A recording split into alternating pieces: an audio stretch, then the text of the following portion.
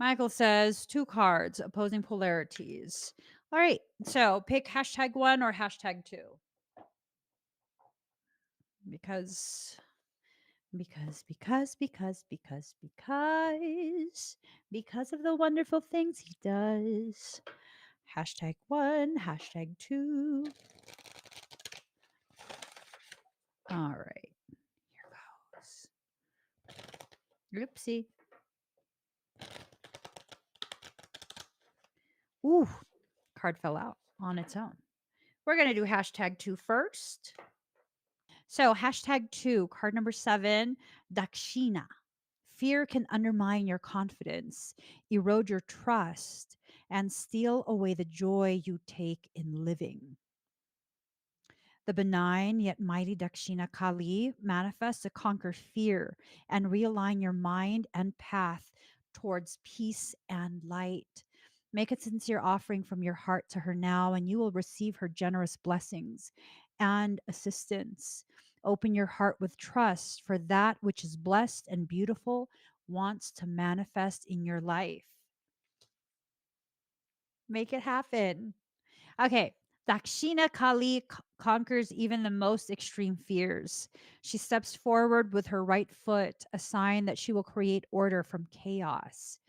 Her forearms are raised to bestow blessings into the and to the and to wield the divine weaponry necessary to protect the soul. That was weird. Let me read that sentence again. Her forearms are raised to bestow blessings and to wield the divine weaponry necessary to protect the soul. She restores and realigns, deftly in eliminating that which has no place on your soul path. Her actions are powerful and benevolent. She appears fierce, yet is benign. Her oracle brings the message that your capacity to handle, that a situation which may frighten or intimidate you is well within your capacity to handle. No matter how dramatic or intense a scenario may appear to be, it shall become little more than a passing memory and shall not have any negative bearing upon your future. As Dakshina Kalima is the portent of a fiery sunset, an ending to a truly frightening and difficult time. Yet this brings a new inner experience of courage, self trust, and a renewed, increasingly empowered personal relationship with the divine. She is the reminder of the dark night that allows for rest and regeneration before the light of sunrise awakens us into a new cycle of experience. She is with us through both dark and light. She arises in a reading to bring comfort and reassurance that you are allowed to receive wonderful blessings. If you've been enduring suffering, not only will she bring it to an end, she will ensure you gain something of tremendous value from the experience to help you avoid greater suffering in the future.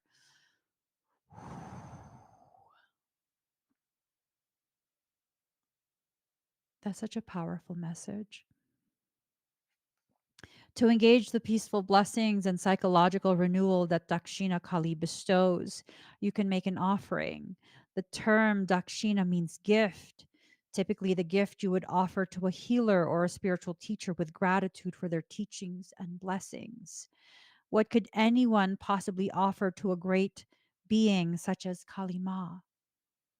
Love, affection, prayers, especially those that relate not only to us, but to all beings in need, honor and reverence. Why are these gifts sufficient? Ma is an enlightened divine presence.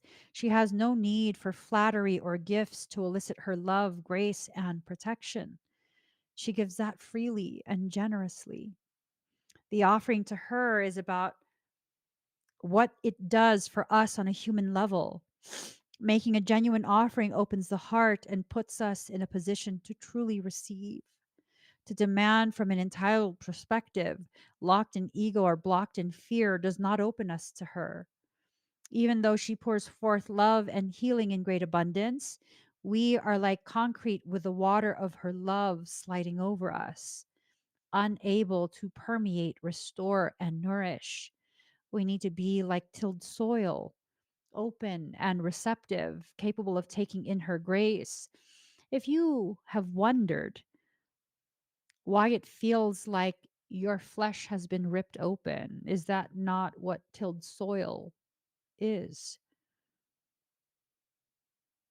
So if you wonder why you've been laid bare, open, and exposed, maybe it's to allow things in, beneficial things, rejuvenating, regenerative things.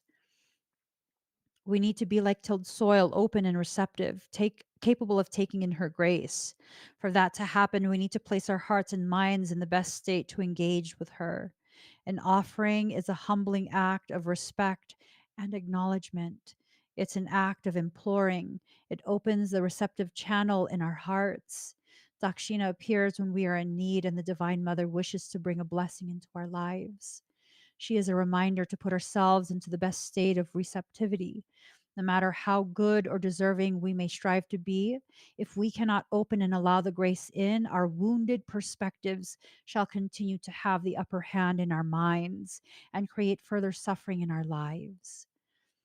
If we believe we do not deserve grace, are not worthy of the gift of the Divine Mother's healing and love, and are not willing to trust her and drop our defenses, then we are saying, "Thank you, but I cannot accept this gift, for it is too much."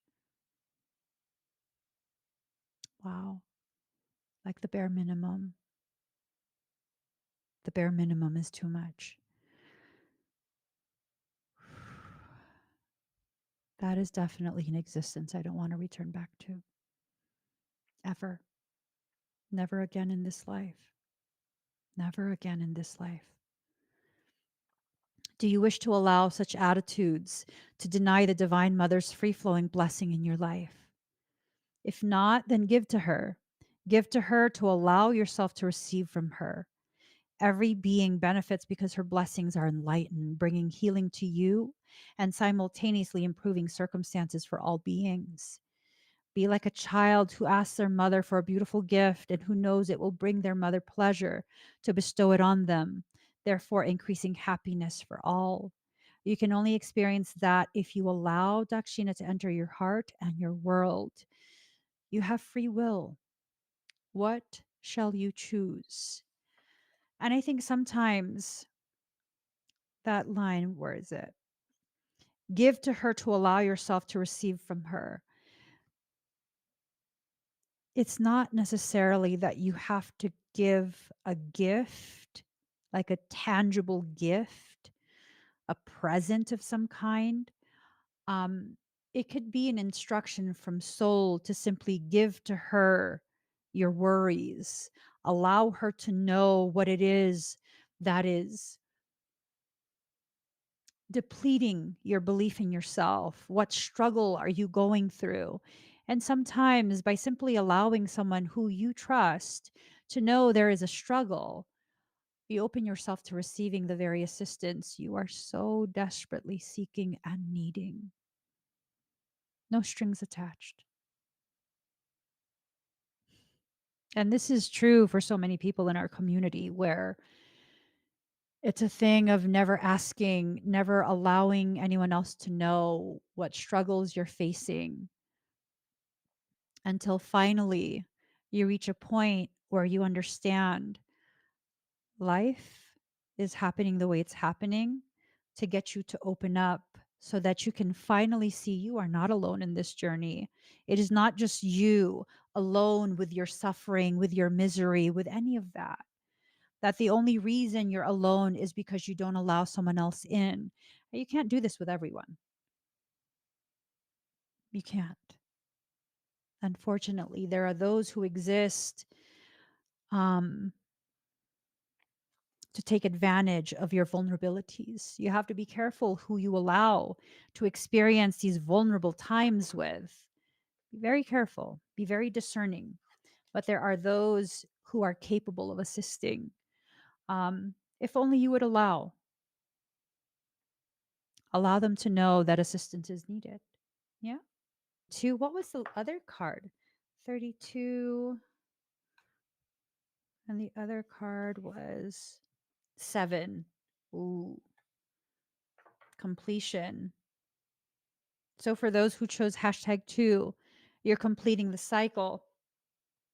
It's almost done. Follow through all the way through. And I think that brings us to card number one. For those who chose #1, you got card number 32, three being a solid foundation from which to receive guidance. You're being guided in how to change the circumstance that you're in. Look at her.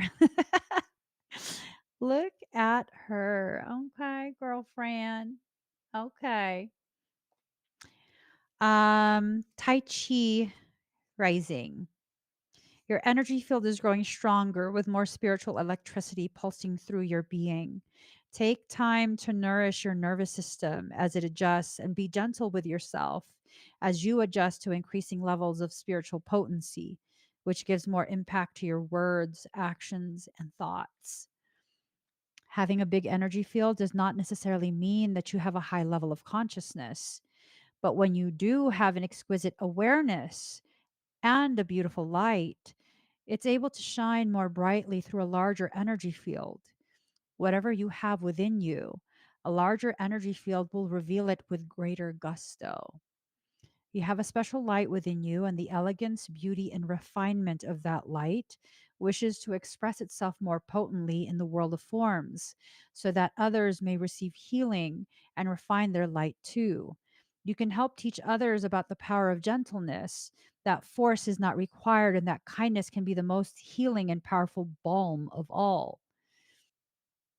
I think this is in reference to you and all your different parts, not to someone outside of you. So if we read it in that way, you have a special light within you, and the elegance, beauty, and refinement of that light wishes to express itself more potently in the world of forms so that the other parts of you may receive healing and refine their light too.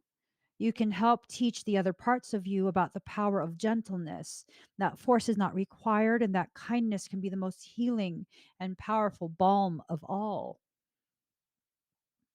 For this to happen more so now, your energy field is growing. It is like having a bigger light globe through which to shine your light so that it's more visible in order for your parts to come back home to you. As your energy field grows, your words and thoughts have more potency, like getting used to driving a car with a more powerful engine. Take your time and be careful as you realize the impact that your actions and thoughts will have in your world of forms now. So, the way you talk to yourself, the way you talk about the parts of you that you still have this unspoken disdain for, that needs to be adjusted. Okay. You don't have to attack yourself over it. It just needs to be adjusted. Refrain from speaking so harshly to yourself. I think you deserve it. I think you're being invited to exist in a much more internally compassionate way. You do not need to worry about this. You can go into your heart and trust that you will exercise your will and potency in the world through surrendering into your heart, where your own Kuan Yin nature will guide you into compassion and right action. Let your energy field continue to grow through chanting, meditation, energy work, and healing, and whatever else intuitively feels right for you. This oracle is confirmation that the growth is happening and needs to happen for you now so that you are able to do your life's work most effectively. Mm, mm, mm, mm, mm.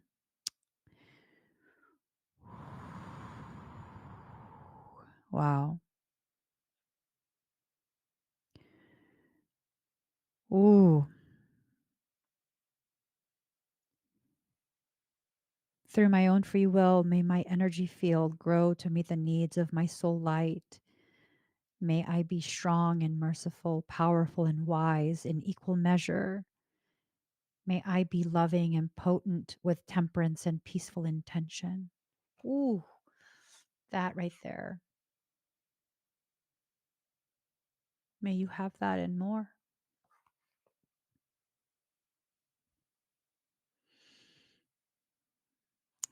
I think I need to read that one more time.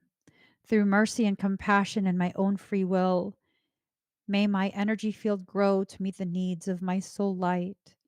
May I be strong and merciful, powerful and wise in equal measure. May I be loving and potent with temperance and peaceful intention. Your life is ready to change. You are ready to change. You're just afraid of what you will become because you don't know who you are yet. What you're becoming is who you've always been. Under all of that, which you use to hide your truth, your power, your most authentic state, you have always been the same thing. And the reason it seems as though you've changed through your life is simply because you've allowed different aspects of you to stand in the primary position. What does that tell me? That tells me you're still living in a fractured state, that you have not allowed yourself to integrate all your parts in order to exist as a whole being. It's time for you to enter into a state of totality, a state of wholeness, where every part of you is accepted, embraced, allowed.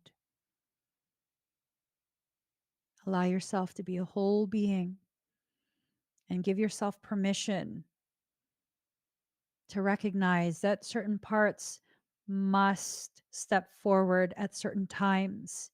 And when they do, I know how you feel about these parts of you. I know the disdain that still exists. But when those parts step forward, please allow yourself to recognize that was the part of you that was the most appropriate to handle and correct the circumstance that was laid before you. There's no longer a need to attack yourself, to criticize yourself. There is a need to allow your dreams to unfold, to release, for rapid progression to occur. Everything's gonna be all right. Everything's gonna be all right. Everything's gonna be all right, y'all. Everything's gonna be all right. No woman, no cry. Yeah, no, it's okay if you need to cry. And it's also okay if you allow yourself to see how powerful you are and that some actions are necessary, not just necessary, but appropriate. Stand up for yourself. Speak loudly, even if your voice trembles. Allow your needs to be known by the people who need to know it. Enforce boundaries and let go of whatever is already trying to be removed from your life. This is the period where space is created for the goodness that you have been waiting for to enter. So let it, let it. Do you know why I let people walk away? I don't fight them. I don't question them. I don't run after them, chase them, or any of that. Do you know why? Like, if you were to come to me today and be like, Emmy, I'm leaving, I'd be like, okay, are you all right? Don't ask me. Okay, well, bye. And some people would be angry. How could you do that? How could you just let me go? Honey, I didn't do anything but respect what you said. The type of love I offer does not confine, does not limit, does not disallow. It simply observes and respects whatever you decide for yourself. And I let people walk away when they choose to because I know in my heart something I did, something I said inspired you to make a decision for yourself. And what an honor to me in my heart to be a part of you reclaiming your sovereign right to decide, your sovereign right to free will. And I know you'll be okay because I never needed you to be dependent on me. I simply wanted an opportunity to walk with you for as long as you allowed. And you've already done that. So thank you. Have an amazing life in my absence. Don't be scared of what you will lose because you never actually lose anything. Why? Because you cannot own another soul. You cannot own a living thing. To take ownership is to diminish, to enslave, to force into a life of obligatory existence. That is not love. It's just not. So when someone walks away, have a beautiful life. I wish nothing but greatness for you. And even if our paths never cross again, I'm thankful for the ways in which you allowed me to be a part of you deciding something for yourself. Even if how you feel towards me is negative, that's okay because I do not own you. And I trust no voids will be allowed to exist within my life. That when you walk away, it's also a gift unto me. Why? Because it creates space for something that's more aligned and more healthy for me in where I'm at with my life. It's beneficial for both of us. Don't be scared of what you will lose because you never truly owned anything to begin with. Simply allow yourself to experience that which life knows is more properly aligned and much more appropriate for where you're at within your journey. Allow that to come forward. Okay?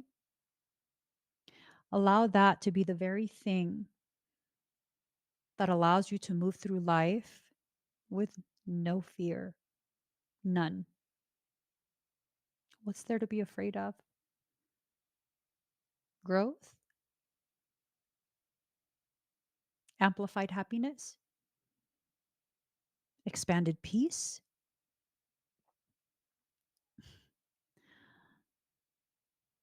Doesn't mean it's going to be easy. It doesn't mean you're not going to feel some type of way. And when it's hard, that's soul keeping its promise to strengthen you. And when you feel, that's evidence that you're still alive. Allow yourself to go through whatever you need to go through, feel whatever you need to feel, then pick yourself up and keep going. That's how you heal. That's how you go through life. Pick yourself up and keep going. But first, allow yourself to feel. I got to get going, guys. Guys, please don't forget to give this video a thumbs up, a heart, happy face, whatever you want to give it. No thumbs down, no angry faces. Unless you're an angry person, then go ahead. That's your problem.